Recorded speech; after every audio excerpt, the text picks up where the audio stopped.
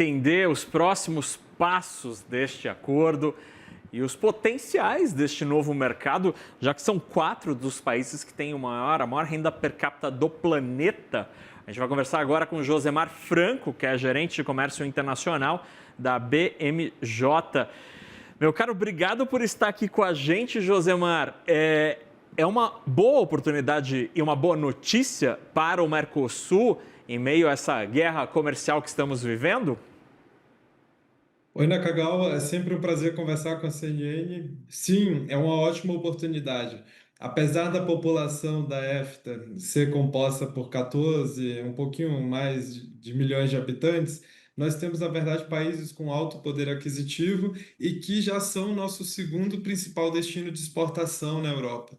Então, além da União Europeia, antes nós tínhamos o Reino Unido como segundo principal parceiro comercial, mas agora nós já temos a EFTA. Então, de fato, é um mercado que vem crescendo, consumindo cada vez mais produtos do Mercosul. Nós tivemos um crescimento de mais de 30% do comércio bilateral na última década e representa uma ótima oportunidade para os exportadores brasileiros, principalmente quando nós olhamos a nossa pauta exportadora, que tem sim produtos, né, de commodities agrícolas e não agrícolas também, mas existem produtos da indústria de transformação e que são de mais alto valor agregado. Então, nós estamos falando de 4 mercados muito relevantes, com um PIB per capita elevado e que representam uma possibilidade de diversificação para os exportadores brasileiros. Como foi comentado anteriormente, nós estamos vivendo um cenário de muita tensão no comércio internacional e a assinatura do acordo com a EFTA representa uma janela de oportunidade. É importante nós ressaltarmos que a vigência do acordo não é imediata, ele ainda precisa ser ratificado tanto pelo Congresso brasileiro como dos demais países membros do Mercosul e dos países membros da EFTA, mas nós temos um avanço importante, que é a assinatura do acordo, que é justamente o passo necessário para que esse acordo seja enviado para ratificação pelos parlamentos. Josemar, uma discussão que foi que cresceu aí ao longo dos últimos meses com o avanço das tratativas com a União Europeia, eu estou falando do blocão, foi me parece uma discussão econômica muito interessante que tratou do alto padrão de qualidade e de exigência do consumidor europeu. Em se tratando de mercados como Noruega e Suíça, imagino que a régua seja ainda mais elevada. O Brasil está preparado para vender para estes mercados e vender o quê? O que nós, brasileiros, ou Mercosul como um bloco, tem para oferecer de tão alta qualidade para este consumidor tão rico e exigente? Nakagawa, esse é um ponto extremamente importante. Você estava falando do bacalhau norueguês, do queijo suíço, mas nós temos produtos de alta qualidade, né, de qualidade comparáveis com os produtos ofertados nesses mercados, que de fato são de maior poder aquisitivo, mercados mais premiums e com uma demanda um pouco mais exigente.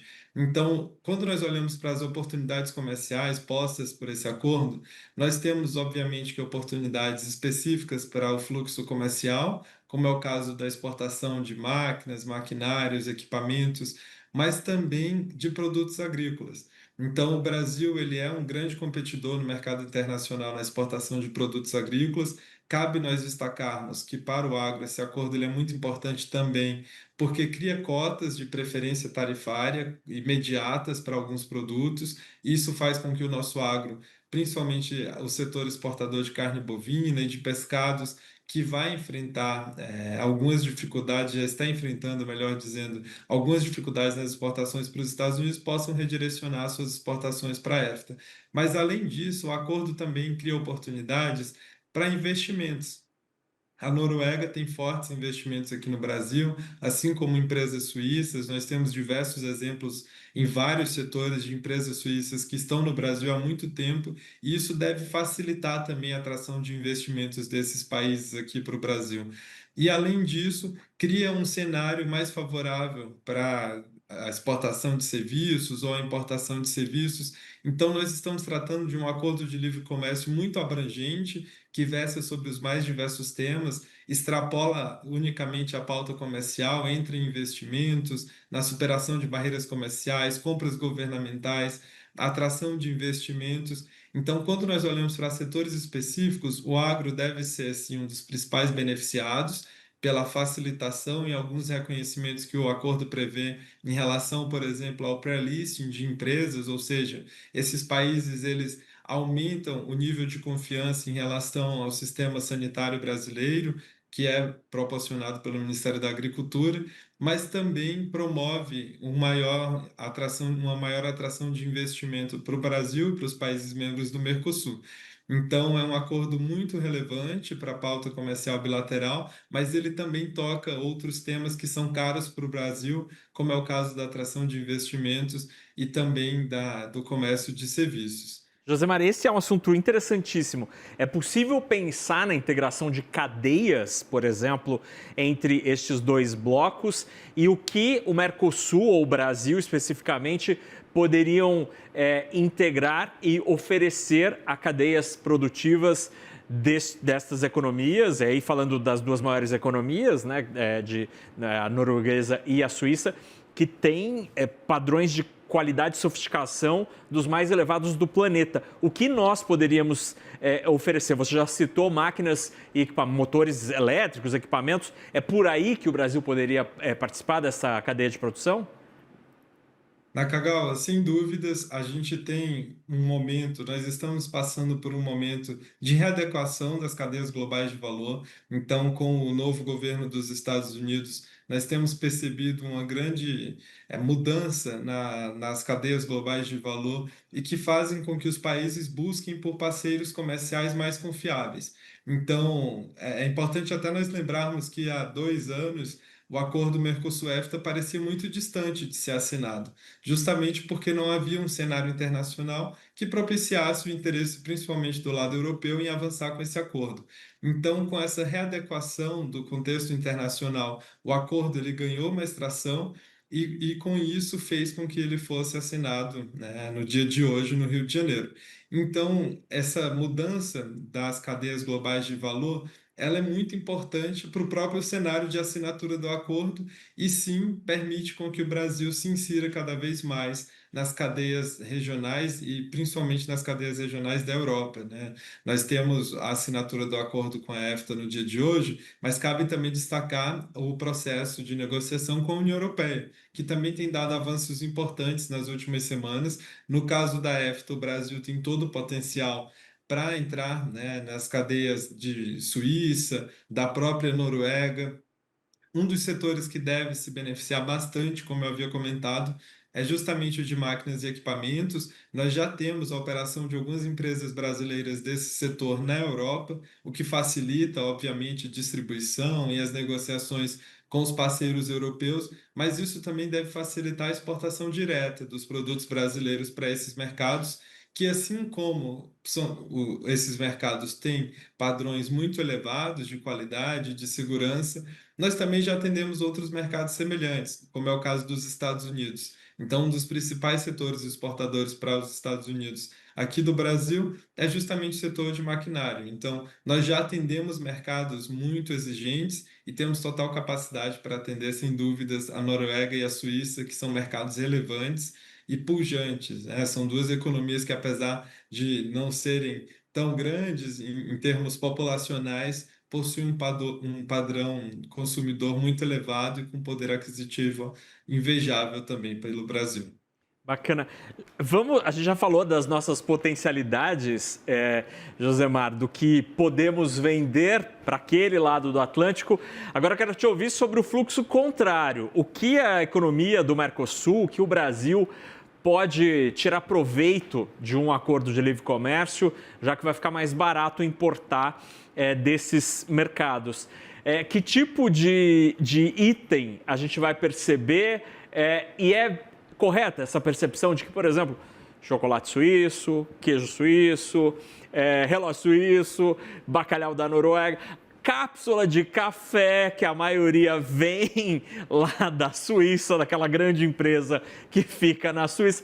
Tudo isso pode ficar mais barato, de fato, para o consumidor brasileiro? Com certeza, Nakagawa, a gente deve ter uma diminuição de preços por conta da redução do imposto de importação. Um ponto importante que eu sempre gosto de comentar, e na BMJ a gente analisa todos esses detalhes dos acordos comerciais, são justamente os períodos de desgravação. Uhum. Então, o acordo, apesar de ter sido assinado no dia de hoje, ele ainda vai passar pelos processos de ratificação, como nós já comentamos, mas ele também tem diferentes períodos de desgravação. E o que isso significa? Isso significa que cada produto, cada linha tarifária vai ter um período diferente para que a alíquota do imposto de importação seja zerada. Então, quando esse acordo for ratificado nos diferentes parlamentos locais, ele ainda demandará um certo tempo para ter as alíquotas do imposto de importação reduzidas, e isso varia de cada produto, de produto para produto. No caso de melhores condições ao acesso ao mercado do Mercosul, especificamente do Brasil, cabe nós notarmos que a Suíça é um dos principais países exportadores da indústria farmacêutica.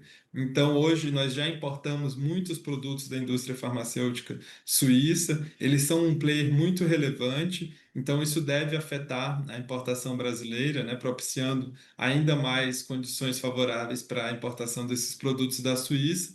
E, além dos produtos que você bem citou, que são reconhecidos internacionalmente, como é o caso do queijo suíço, as cápsulas de café e também os relógios, nós temos, no caso da Noruega, um grande exportador de petróleo e gás. E nós sabemos a relevância que é para o Brasil a importação de óleo refinado. Então, a Noruega é um grande exportador de petróleo e gás, já existem operações com o Mercosul, e tem a questão do bacalhau, que, afinal, é um gosto popular aqui no Brasil e que a gente deve acompanhar. Então, nós temos a Suíça como um grande player da indústria farmacêutica, que já tem fluxos relevantes com o Brasil, e a Noruega tem, na sua pauta exportadora, uma presença muito forte de produtos derivados, né, e também de petróleo e de gás.